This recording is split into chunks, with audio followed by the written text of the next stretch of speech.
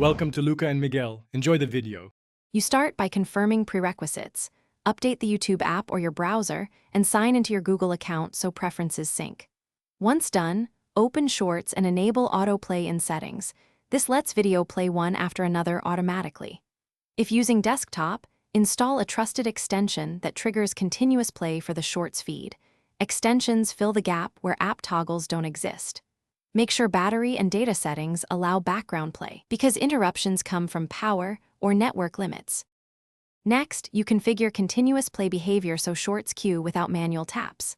First, toggle autoplay in the Shorts player. This instructs YouTube to load the next short automatically.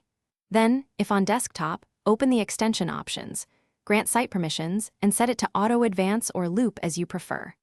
Also, adjust phone settings to allow background refresh and disable battery saver for YouTube, because otherwise the system will pause playback to save power. This ensures reliable, uninterrupted autoplay.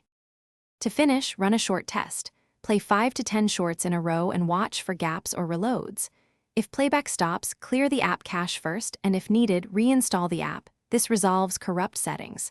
For browser setups, disable other extensions to find conflicts, then re-enable one by one. Make sure you're on stable Wi-Fi or lower video quality to reduce buffering. One key troubleshooting tip: if autoplay fails repeatedly, sign out and back into your Google account to refresh recommendation and playback. Thanks for watching and please subscribe. It's the best investment you'll ever make.